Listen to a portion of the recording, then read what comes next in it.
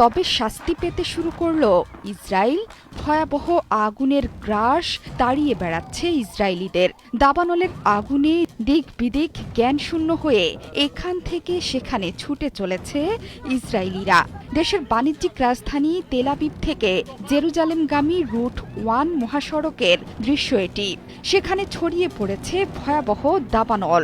হঠাৎ আসা আগুনের ধাওয়ায় পালিয়ে বেড়াচ্ছে মানুষ।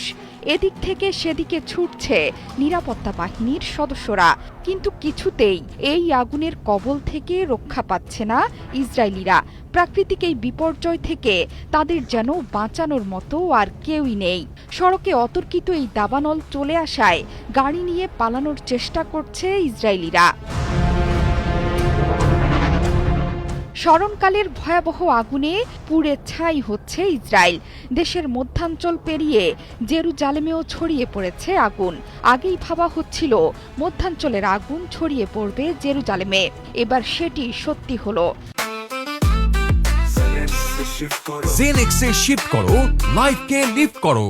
আন্তর্জাতিক গণমাধ্যম জানিয়েছে, ইসরায়েলের বেথশেমেশ শহরের কাছে ভয়াবহ দাবানলে গাছপালা পুড়ে ছাই হয়ে গেছে। আগুনের ভয়াবহতায় ওই এলাকায় মহাসড়ক থেকে লোকজনকে সরিয়ে নেওয়া হয়েছে।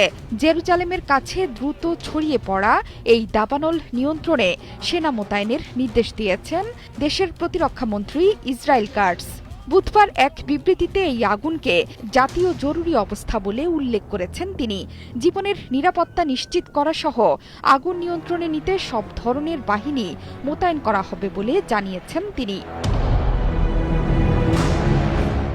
ইসরায়েলি জরুরি সেবাদানকারী সংস্থা এমডিএ বলছে, স্মরণকালের সবচেয়ে ভয়াবহ এই আগুনের কারণে বর্তমানে ঝুঁকির মধ্যে আছে হাজার হাজার মানুষ। দমকল কর্মীদের পাশাপাশি আগুন নেভাতে কাজ করছে 11টি বিমান।